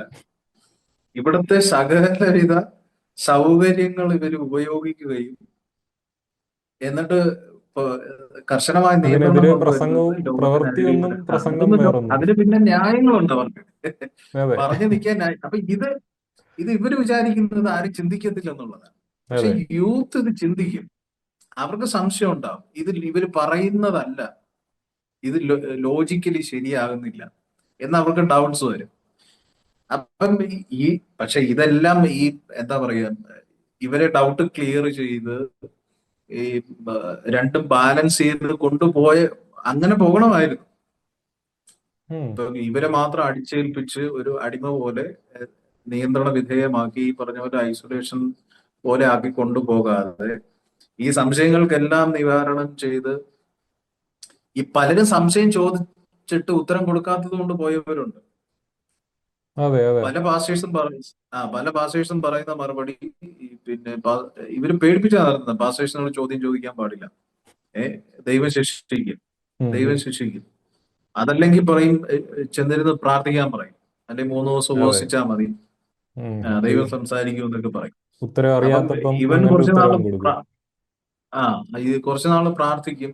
അങ്ങനെ ഒന്നും അല്ലല്ലോ. ആ, പുറത്ത് ഉത്തരം തേടി പുറത്തേക്ക് ഇറങ്ങും. അതെ. അവിടുന്ന് ഇവൻ പിന്നെ ഉത്തരം കണ്ടെത്തുന്നത് ചെന്ന് നിൽക്കുന്ന സ്ഥലം വേറെ ആയിരിക്കും. ഈ പ്ലാറ്റ്ഫോമേ വിട്ടുപോകും. അതെ. അപ്പൊ ഇവര് ചെയ്യേണ്ടിയിരുന്നത് ഉത്തരങ്ങൾ കൊടുക്കുക, യുവാക്കൾക്ക് ചോദ്യം ചോദിക്കുന്നവർക്ക് സ്വാതന്ത്ര്യം കൊടുക്കുക. ഇപ്പൊ ഒരു ഉദാഹരണം പറഞ്ഞാൽ, ഇപ്പം ഇതിനകത്ത് യൂത്ത് ക്യാമ്പുകളുണ്ട്. ഉം. 2 ദിവസത്തെയോ 3 ദിവസത്തെയോ വർഷത്തിൽ ഒരു യൂത്ത് ക്യാമ്പ് എല്ലാ സഭകൾക്കും ഉണ്ട്. ഉം. ഈ യൂത്ത് ക്യാമ്പിൽ പോലും അവിടെ വരുന്ന 200, 300, 500 യുവാക്കൾക്ക് സ്വാതന്ത്ര്യമില്ല. അവിടെ നടക്കുന്നതെന്ന് പറഞ്ഞാൽ പക്ക ഉപവാസ പ്രാർത്ഥന പോലെ, കൺവെൻഷൻ യോഗങ്ങൾ പോലെ. രാവിലെ തുടങ്ങി രാത്രി വരെയും പാസ്റ്റേഴ്സ് വന്ന് ഇത് പെർഫോമൻസ് ആണ്, പ്രസംഗവും ആരാധനയും മാത്രമേ ഉള്ളൂ. ഈ പേടിപ്പിക്കുക. യൂത്ത് ഞാൻ ഓറിയന്റഡ് ആയിട്ടുള്ള പൊക്കോണ്ടിരുന്ന ആളാണ്. ഞാൻ പൊക്കോണ്ടിരുന്ന ആളാണ്. അതെ തിരുവല്ലയിൽ അറിയാലോ പോയിട്ടുണ്ട്, ചെന്നൈയിൽ പോയിട്ടുണ്ട്. കുറെ കൂടെ പേടിപ്പിക്കുക. ഈ പൊക്കോണ്ടിരുന്ന സമയത്ത് ഞാൻ കേട്ടിട്ടുള്ളതാണ്. നേരത്തെ പറഞ്ഞ ഈ ഫോണിന്റെ കാര്യമൊക്കെ പറഞ്ഞപ്പോഴത്തേന് ഫേസ്ബുക്ക് വാട്സാപ്പ് ഒക്കെ അന്ന് ഭൂതം കേറി എന്നൊക്കെ പറഞ്ഞ് അവതരിപ്പിച്ചുകൊണ്ടിരുന്നവരാ. ഇന്റർനെറ്റിനെയൊക്കെ സാത്താനാക്കി സംസാരിച്ചുകൊണ്ടിരുന്നവർ ഇപ്പം അതുവഴിയാണ് പ്രസംഗങ്ങൾ. ഈവൻ TPMന്റെ പ്രസംഗങ്ങൾ പോലും ഇപ്പം ഞാൻ കാണുന്നുണ്ട് യൂട്യൂബിൽ. ആ അതെ ഇന്നലെ വരെ പറഞ്ഞുകൊണ്ടിരുന്ന കാര്യങ്ങൾക്ക് നേരെ ഓപ്പോസിറ്റ് ആണ് ഇന്ന് പണ്ടൊക്കെ മറ്റേ മരുന്ന് ഉപയോഗിക്കുന്നത്. കുറെ നാൾ കഴിഞ്ഞപ്പോഴത്തേന് ഹറാമെല്ലാം ഹലാലാക്കി. ഇല്ലെങ്കിൽ ആൾക്കാരിട്ടിട്ട് പോവെന്നറിയാം. അത് ഇവരുടെ ഈ ഒരു ഹിപ്പോക്രസി ഇതെല്ലാം ആൾക്കാരെല്ലാം പാളിച്ചകളാണ്. മനസ്സിലാക്കിക്കൊണ്ടിരിക്കുകയാണ്. അതെ അതെ, ഈ പാളിച്ചകൾ എല്ലാം ആൾക്കാർക്ക്, പ്രത്യേകിച്ച് യുവജനങ്ങൾക്ക് മനസ്സിലാകുന്നുണ്ട്. ഈ ഈ പറഞ്ഞ പോലെ യൂത്ത് ക്യാമ്പ് എന്നാണ് പേര്, പക്ഷെ കൺവെൻഷൻ യോഗങ്ങളാണ്. യൂത്തിന് യാതൊരു പ്രാധാന്യം അവിടെ ഇല്ല. യൂത്തിന് എന്താ ആക്ടിവിറ്റി ചെയ്യാനുള്ള ഒരു സാഹചര്യം അവർ ഒരുക്കുന്നില്ല. അവർക്ക് പ്രസംഗിക്കാനോ പാടാനോ ചർച്ചകളോ ഡിബേറ്റോ മറ്റ് ആക്ടിവിറ്റീസോ ഒന്നും യൂത്ത് ക്യാമ്പിലില്ല. ഡിബേറ്റിനെ മാസ്റ്റേഴ്സ് കുറിച്ച് ഇത് പറയുമ്പോൾ, മുഴുവൻ ഹൈജാക്ക് ചെയ്ത് അതെ, വെച്ചേക്കുവാണ്. ഈ ഡിബേറ്റിനെ ഏതാണ് ഡിബേറ്റ് ചോദ്യങ്ങൾക്ക് ഉത്തരമേ ഇല്ല അവിടെ. പിന്നെ ഡിബേറ്റുകൾക്ക് പ്രസക്തി ഇല്ലല്ലോ. ഞാൻ ചോദ്യങ്ങൾ കണ്ടിട്ടുള്ളത് ഈ ഒരു യൂത്ത് ക്യാമ്പിന് പോകുമ്പോഴാണ്. അതും നേരിട്ട് ചോദിക്കാൻ പറ്റത്തില്ല, നമ്മൾ എഴുതി കൊടുക്കും. എഴുതി കൊടുക്കുന്ന എഴുതി കൊടുക്കുക. കാര്യങ്ങൾ ആദ്യം ഒരു പാസ്റ്ററിന്റെ കിട്ടും. പാസ്റ്റർ അത് സ്ക്രീൻ ചെയ്തതിന് ശേഷം ഇപ്പൊ 100 എണ്ണം കിട്ടിയെങ്കിൽ 5 എണ്ണോ 10 എണ്ണോ ആയിരിക്കും പുള്ളി വായിച്ചിട്ട് അതിന് ഉത്തരം കൊടുക്കുക. അത് സ്ക്രീൻ ചെയ്തിട്ടാ പോകുന്നത്. ഒരുത്തന്റെ ചിന്താഗതിക്ക് എതിരായിട്ടൊരു സാധനം വന്നാൽ അത് അന്നേരം എടുത്ത് ചുരുട്ടിക്കളയും. എന്നിട്ട് ഞാൻ കേട്ടിട്ടുള്ള ചോദ്യങ്ങളൊക്കെ വൻ കോമഡിയാണ്. ദാവീദ് താടി വളർത്തിയിട്ടുണ്ടായിരുന്നല്ലോ, നമുക്ക് എന്തുകൊണ്ട് ഇപ്പൊ താടി വളർത്താൻ പറ്റുന്നില്ല? ഇതിന് പുറത്തേക്ക് അവരുടെ ഒരു എക്സ്പ്രഷന് പുറത്തേക്കുള്ള മെയിൻ കാര്യങ്ങളൊന്നും ചോദ്യങ്ങൾ ഇവർ വന്നിട്ടുണ്ടായിരിക്കും, അവരന്നേരം ചുരുട്ടി കളയുന്നതായിരിക്കും. അപ്പൊ ചോദ്യം ചോദിക്കാനുള്ളൊരു വേദിയേ ഇല്ല. ആകെ ഞാൻ ഈ ചോദ്യങ്ങൾ കണ്ടിട്ടുള്ളത് ഇവരുടെ ഇതിലാണ്. വൺ വേ കമ്മ്യൂണിക്കേഷൻ ആണ്. പാസ്റ്റർ പ്രസംഗിക്കുന്നു, കേൾക്കുന്നു. അല്ല, ഉടയോനും അടിമയും തമ്മിലുള്ള പരിപാടി പോലെ അവിടുന്ന് പറയുന്നു, മറ്റേ തലപ്പത്ത് കയറി ഇരുന്ന് പ്രസംഗിക്കുന്നു, കേൾക്കുന്നു, പോകുന്നു. തിരിച്ച് ചോദ്യമില്ല. ഇവിടെ ഒരു ഡെമോക്രാറ്റിക് രീതിയിലല്ല കാര്യങ്ങൾ പോകുന്നത്. പിന്നെ ഞാൻ ഇപ്പൊ ഈ അതെ പറഞ്ഞപ്പം മറ്റേ രീതിയിലായിരുന്നെങ്കിൽ നിലനിന്നേനെന്ന് പറയും. പക്ഷെ അപ്പോഴും ഈ ബൈബിളിലൊക്കെ പലയിടത്തും ഒരിക്കലും നമുക്ക് ഉൾക്കൊള്ളാൻ കഴിയാത്ത പല കാര്യങ്ങളും ഉണ്ട്. അതിനെയൊക്കെ തള്ളുക, അത്രയല്ലേ ചെയ്യാനുള്ളൂ. എല്ലാത്തിനെയും ന്യായീകരിച്ച് ഈ വൈറ്റ് വാഷ് ചെയ്യാണ്ടിരിക്കുമ്പോഴാണ് ഈ ഒരു പ്രശ്നം വരുന്നത്. അതങ്ങനെ അന്ന് കാലത്ത് അങ്ങനെ ആയിരുന്നു, നമ്മളതൊന്നും എടുക്കേണ്ട കാര്യമില്ല. ഇവിടൊക്കെ പലരും അങ്ങനെയാണ്. അവര് ബൈബിളിൽ വിശ്വസിക്കുന്നുണ്ടോ എന്ന് ചോദിച്ചാൽ വിശ്വസിക്കുന്നുണ്ട്. വേണ്ടാത്ത കാര്യങ്ങൾ അപ്പാടെ ഉപേക്ഷിക്കും. അതിനെ വിശുദ്ധമാണെന്നൊന്നും പറയാൻ നിൽക്കുന്നില്ല. ഇതേ ഒരു മാനുഷിക പുസ്തകമാണ്. ഇപ്പൊ ഫിലോസഫിക്കൽ എന്ന് നേരത്തെ പറഞ്ഞുകൊണ്ട്, ഫിലോസഫി ആ ഒരു തരത്തിൽ കാണേണ്ട ഒരു സാധനമാണ്. നല്ലതെന്ന് തോന്നുന്നത് എടുക്കുക, വേണ്ടാത്തതിനെ വൈറ്റ് വാഷ് ചെയ്യാതെ തള്ളിക്കളഞ്ഞേക്കുക, കുപ്പയെ കളഞ്ഞേക്കുക. പക്ഷെ അതുപോലും ഇവർക്ക് അതൊന്നും പറ്റത്തില്ല. ഇവർക്കെല്ലാം കൂടി ഇങ്ങനെ വിശുദ്ധമാണെന്ന് പറഞ്ഞിട്ട് അതിനെ വെളുപ്പിച്ചെടുക്കണം. അവിടെയാണ് പറ്റിപ്പോന്നെ. അന്നേരമാണ് ചോദ്യം ചോദിച്ചാൽ മുട്ടിപ്പോന്നെ. അതെ. അല്ല അങ്ങനെയുള്ള വായനയോ അറിവുകളോ പിന്നെ പുറം വായനകളൊന്നും ഇവർക്കില്ല. പബ്ലിക് റീഡിങ്സ് ഇല്ല. മറ്റ് ഫിലോസഫിക്കൽ ആയിട്ടുള്ള പഠനങ്ങളോ പിന്നെ സയന്റിഫിക് ആയിട്ടുള്ള പഠനങ്ങൾ ഇപ്പോ ഈ 2000-ന് ഇപ്പുറത്തേക്ക് കുറച്ച് പേരൊക്കെ നോളജ് ഉള്ളവരുണ്ടെന്ന് പറയാമെങ്കിലും പണ്ട് കാലങ്ങളിൽ നമ്മുടെയൊക്കെ കാലത്തൊന്നും അങ്ങനെ ഇല്ല. അപ്പൊ അതുകൊണ്ട് ഇവർക്ക് അത്തരം ചോദ്യങ്ങൾക്ക് ഉത്തരം കൊടുക്കാൻ പറ്റില്ല. അതുകൊണ്ട് തന്നെ നേരത്തെ പോലെ സ്ക്രീൻ ചെയ്യുക എന്ന് പറഞ്ഞാൽ ഇവർക്ക് ഉത്തരം പറയാൻ പറ്റുന്ന എളുപ്പമുള്ള സിമ്പിൾ ചോദ്യങ്ങൾ മാത്രമേ ഉള്ളൂ. ബാക്കി അതെ, ഭൂരിപക്ഷം കുറിപ്പുകളും വേസ്റ്റിനകത്ത് പോകും. അതെ, വിഴുങ്ങി കളയത്തേ. ചിലര് അതെ അതെ, ചോദ്യം പബ്ലിക്കായിട്ട് പരസ്യമായിട്ട് എഴുന്നേറ്റ് നിന്ന് ചോദിച്ചാൽ ഇരിക്കാൻ പറയും. അതെ, അതാണ് ഞാൻ പറഞ്ഞത്. ചോദ്യങ്ങളെല്ലാം എഴുതി കൊടുക്കുക, ചോദിക്കുന്ന പരിപാടിയില്ല. കാരണം ഒരാളുടെ ചോദ്യം മതി മറ്റൊരാൾക്ക് വേറൊരു ചിന്ത വരാനായിട്ട്. അതിനെ സപ്രസ് ചെയ്യാൻ തന്നെയാണ് ഇവർ ഈ ഒരു ഐഡിയ ഫോളോ ചെയ്യുന്നത്. ചോദ്യം എന്ന് പറഞ്ഞൊരു അതെ പരിപാടിയില്ല. വേറെ ആരോ എൻ്റെ ഇടയ്ക്ക് വിളിച്ചപ്പോൾ ഇതുപോലെ പറഞ്ഞു, ചോദ്യങ്ങൾ ചോദിച്ചിട്ടൊന്നും ഇവർ മിണ്ടുന്നില്ല. അവസാനം മറ്റേ സഭായോഗം നടന്നുകൊണ്ടിരുന്നപ്പോഴത്തേക്കും പുള്ളി ചാടി എണ്ണീറ്റ് അങ്ങ് ചോദ്യം ചോദിച്ചു. അത് ഉത്തരം മുട്ടിപ്പോയി. ആരും പ്രതീക്ഷിക്കുന്നില്ലല്ലോ ഇങ്ങനെ ഒരാൾ പെരുമാറുമെന്ന്. ഇത്രയും നാൾ ചോദിച്ചിട്ട് മിണ്ടുന്നില്ല. അവസാനം പബ്ലിക്കായിട്ട് ചോദിച്ചു. പിന്നെ സാത്താൻ എന്ന് പറഞ്ഞ് പടിയടച്ച് വിട്ടു, അത് വേറെ കാര്യം. പക്ഷേ ചോദ്യങ്ങളോട് ഇവർക്ക് പേടിയാണ്. പേടിക്കുന്ന കാര്യം ഈ വേണ്ടാത്ത നമ്മുടെ ഈ മടിയിൽ കനമുള്ളവനെ പേടിക്കേണ്ടതുള്ളൂ എന്ന് പറയുന്നത് തൊട്ട് എല്ലാത്തിനെയും വെളുപ്പിക്കാൻ നിൽക്കുമ്പം പേടിച്ചുകൊണ്ടേ ഇരിക്കണം. പക്ഷേ എല്ലാത്തിൻ്റെയും എല്ലാ കൊച്ചിൻ്റെയും തന്തയാവാൻ പോവാതെ വേണ്ടത് മാത്രം എടുത്ത് ബാക്കിയെല്ലാം തള്ളിക്കഴിഞ്ഞാൽ മാറ്റാവുന്ന ഒരു പ്രശ്നമേ ഉള്ളൂ. ഇപ്പോൾ ബൈബിള് തന്നെ പലതരം മനസ്സിലായി. ബൈബിളുണ്ട്. ഇനിയൊരു റീഫോം ചെയ്തൊരു ബൈബിൾ ഇറക്കേണ്ട സമയമായി, നിലനിന്ന് പോകണമെങ്കിൽ. വേണ്ടാത്തതിനെ എടുത്ത് അല്ല, ഇവരുടെ കളഞ്ഞിട്ട്. ഇവരുടെ ടീച്ചിങ്ങും പ്രസംഗവും റിഫോം ചെയ്താൽ മതി, നവീകരിച്ചാൽ മതി. പ്രസംഗമാകട്ടെ, ഇവർ ടീച്ചിങ്സ് ആകട്ടെ, ഇന്റർപ്രിട്ടേഷൻസ് ആകട്ടെ, കോണ്ടെക്സ്റ്റ് വൈസ് ഇവര് റിഫോം ചെയ്താൽ മതി, അപ്ഡേറ്റ് ചെയ്താൽ മതി. പക്ഷെ അതിവിടെ സംഭവിക്കുന്നില്ല. ഞാൻ നേരത്തെ പറഞ്ഞതുപോലെ ഈ ജെൻസി ജനറേഷനിൽ വന്ന് നിൽക്കുമ്പോഴും ഈ 2025 നിൽക്കുമ്പോഴും ഇവരുടെ സിസ്റ്റം മുഴുവൻ പഴഞ്ചൻ സിസ്റ്റം, 50 വർഷം മുമ്പുള്ള സിസ്റ്റത്തിലാണ് ഇപ്പോഴും പോകുന്നത്. ഇത് ഡൈജസ്റ്റ് ആകത്തില്ല. നമ്മൾ ഇവരുടെ പിന്നെ ഒരു പഴയ ഇത്രയും പ്രായമുള്ളത് കൊണ്ടും പണ്ടത്തെ കാലത്ത് നിന്ന് വന്നത് കൊണ്ടൊക്കെ നമുക്ക് കാര്യങ്ങൾ അറിയാം. പിന്നെ നമ്മൾ സ്വയം പഠിക്കാൻ തുടങ്ങിയത് കൊണ്ട് കാര്യങ്ങൾ അറിയാം. പക്ഷെ ഇതാണ് പ്രശ്നം, അത് ഇവര് അപ്ഡേറ്റ് ചെയ്യത്തേ ഇല്ല. അതുകൊണ്ടുള്ള പ്രശ്നങ്ങളാണ് യുവാക്കൾ നേരിടുന്നത്. അരുണിനെ പോലുള്ളവരൊക്കെ നേരിട്ടത് ഇത്തരം സാഹചര്യത്തിലോട്ടൊക്കെ പോകാനുള്ള കാരണങ്ങൾ. പക്ഷേ അതിന്റെ ടി പി എമ്മിനെ സംബന്ധിച്ച് കുറച്ച് അതിൽ എക്സ്ട്രീമാണ്. അതെ, എക്സ്ട്രീം എന്ന് എക്സ്ട്രീംലി പറയുന്നത് എക്സ്ട്രീമാണ്. ചിന്തിക്കാതെ, അത് ഈ മരുന്ന് കഴിക്കാൻ പാടില്ല, മറ്റ് മറ്റ് യാതൊരു വിധമായ കാര്യങ്ങളും. പക്ഷെ ഇവര് പറയുന്ന എല്ലാം ഈ പറഞ്ഞ പോലെ നമുക്ക് ഒത്തിരി കൗണ്ടർ ക്വസ്റ്റ്യൻസ് ഉണ്ട്. എനിക്ക് ഇവരുമായിട്ട് മീൻസ് നമ്മുടെ ബന്ധക്കാരിൽ പലരും ടി പി എമ്മിലുണ്ട്, പൊയ്ക്കൊണ്ടിരുന്നവരുണ്ട്, പിന്നീട് മാറിയവരുണ്ട്, പോകുന്നവരുണ്ട്. നമ്മുടെ പല ചോദ്യങ്ങളും, കാരണം ഇവര് പറയുന്നത് മരുന്ന് കഴിക്കാൻ പാടില്ല, പക്ഷെ അതിനകത്ത് നഴ്സസും ഡോക്ടേഴ്സും ഉണ്ട്. അപ്പൊ ഇവര് മറ്റുള്ളവർക്ക് മരുന്ന് എഴുതി കൊടുക്കുന്നുണ്ട്. മരുന്ന് കഴിക്കാൻ പാടില്ല എന്ന കർശന നിയന്ത്രണം വെക്കുകയും എന്നാൽ അവരുടെ സഭയിൽ ഡോക്ടേഴ്സും നഴ്സസും ഉണ്ട്. അപ്പൊ അത് ക്ലാഷ് അല്ലേ? കുറ്റം അതെങ്ങനെ ചെയ്യുന്നതിനേക്കാൾ ലോജിക്കലി ശരിയാണ്? പ്രശ്നമാണല്ലോ നമ്മളുടെ ഇപ്പോഴത്തെ ഒരു സാഹചര്യത്തിൽ കുറ്റം ആ ചെയ്യാൻ പ്രേരിപ്പിക്കുന്നത്. ആ അതുപോലെ തന്നെ ഇവിടെ ഒന്നും ഉണ്ടാക്കാൻ പാടില്ല, സമ്പത്തിനെതിരാണ് അതെ, അതെ. ഇത്. അത് പെന്റക്കോസ് എല്ലാ വിഭാഗത്തിനും, പ്രോസ്പെരിറ്റി, സമ്പത്തിന്, വെൽത്ത് എന്ന് പറയുന്നത് ധനം, സമ്പത്ത്, പാപം, പൈശാചികം എന്നാണ് ഇവർ പഠിപ്പിക്കുന്നത്. പക്ഷെ മനുഷ്യന് ഇവിടെ ജീവിക്കാൻ ബുദ്ധിമുട്ടാണ്. കടമെടുത്ത് പിള്ളേരെ പഠിപ്പിക്കുന്നു, ലോൺ എടുക്കുന്നു, ചിട്ടി പിടിക്കുന്നു, ഇങ്ങനെ മനുഷ്യൻ കിടന്ന് വലയുകയാണ്.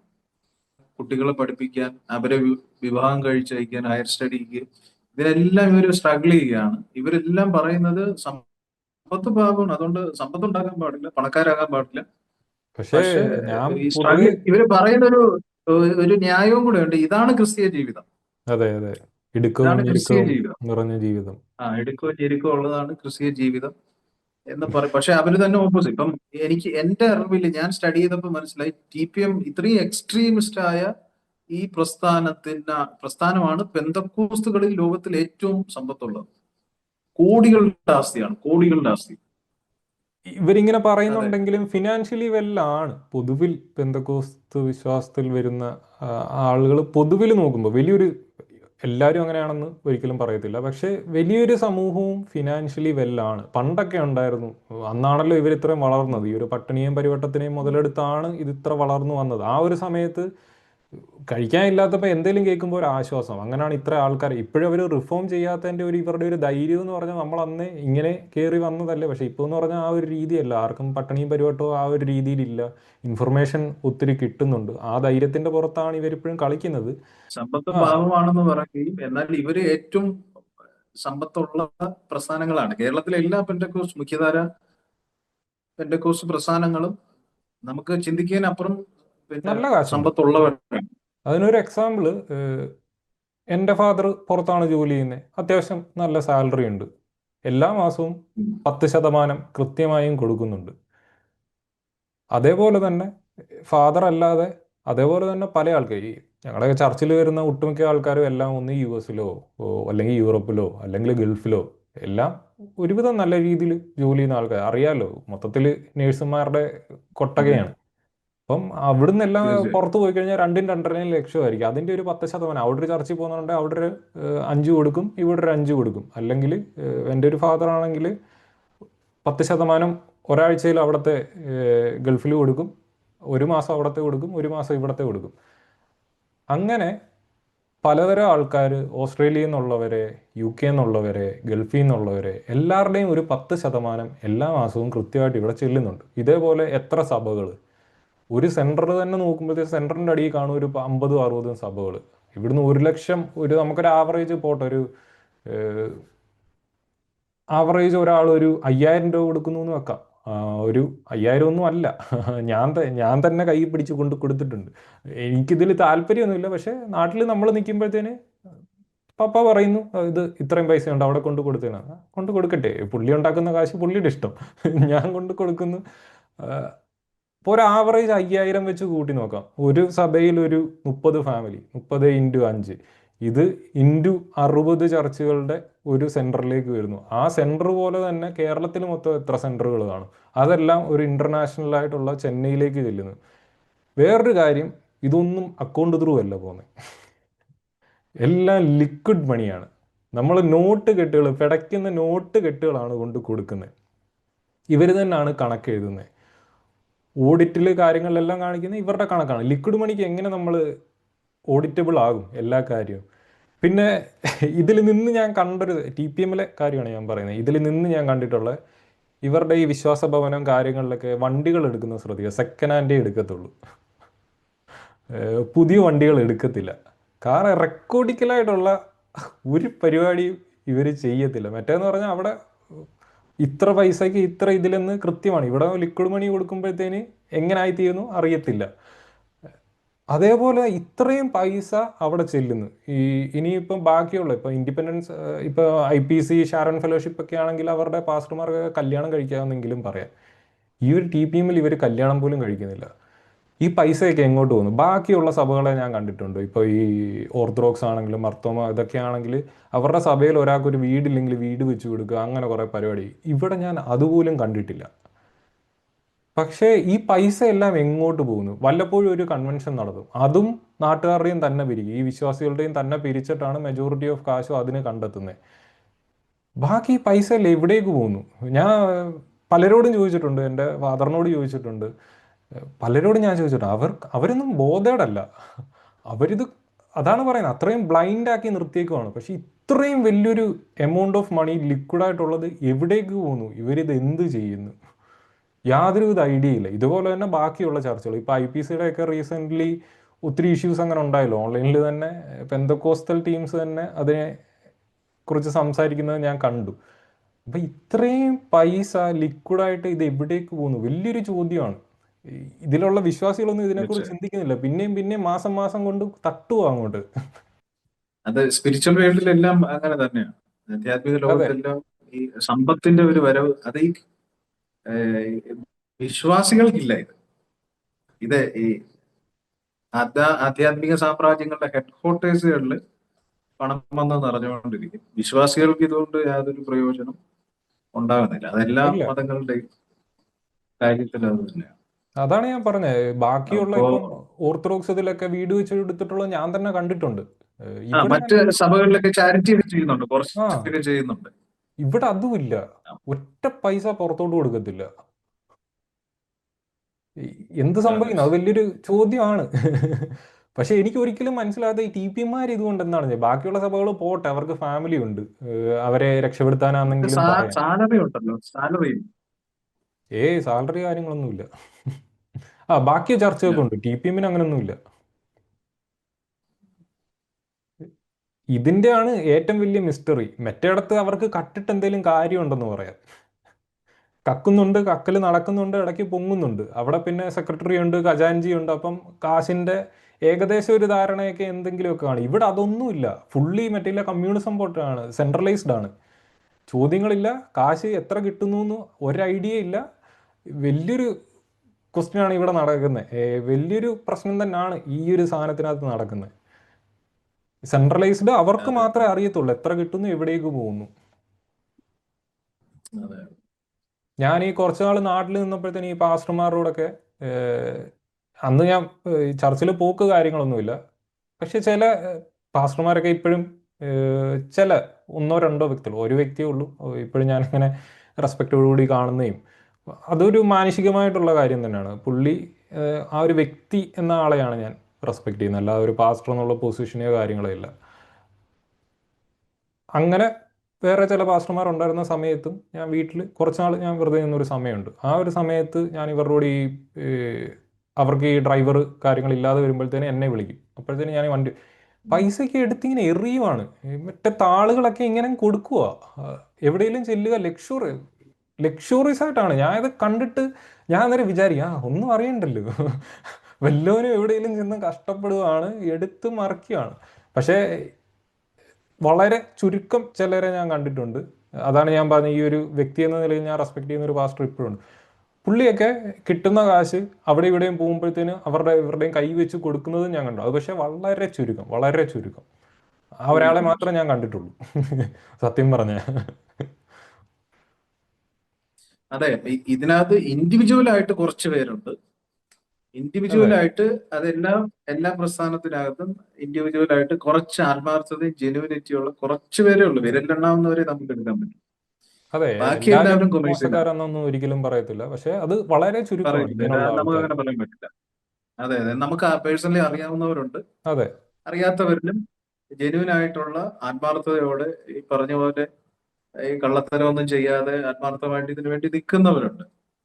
ബാക്കിയുള്ള ഭൂരിഭാഗം ഇത് കൊമേഴ്ഷ്യലാക്കി കണ്ടുകൊണ്ട് സമ്പത്തുണ്ടാക്കാനും അവരുടെ പേഴ്സണൽ കരിയറൊക്കെ ഡെവലപ്പ് ചെയ്തോട്ടെ, അതിനൊന്നും ഇവിടെ വിഷയമല്ല.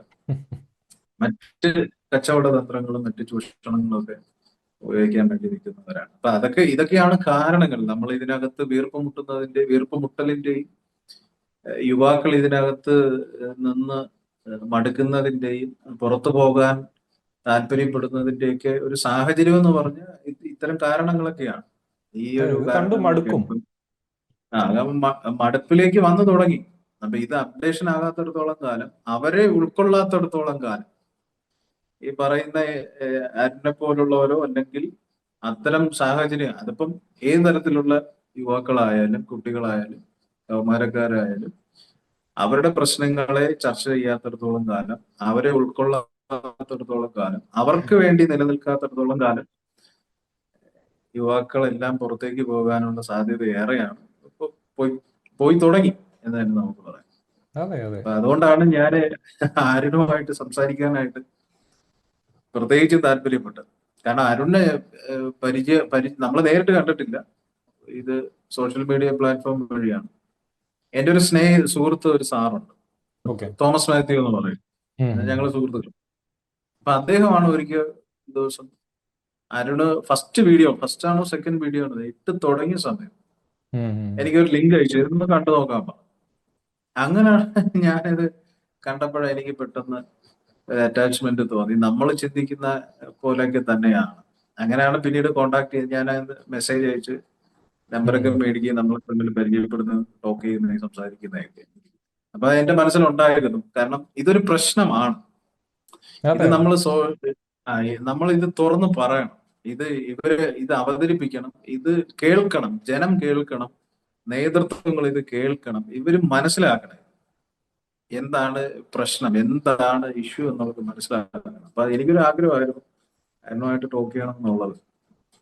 അല്ല, ഇതില് ഒരു അതുകൊണ്ടാണ് കാര്യം ഇങ്ങനെ കൂടെ, ഒരു ഏഹ്, സാഹചര്യം വരും.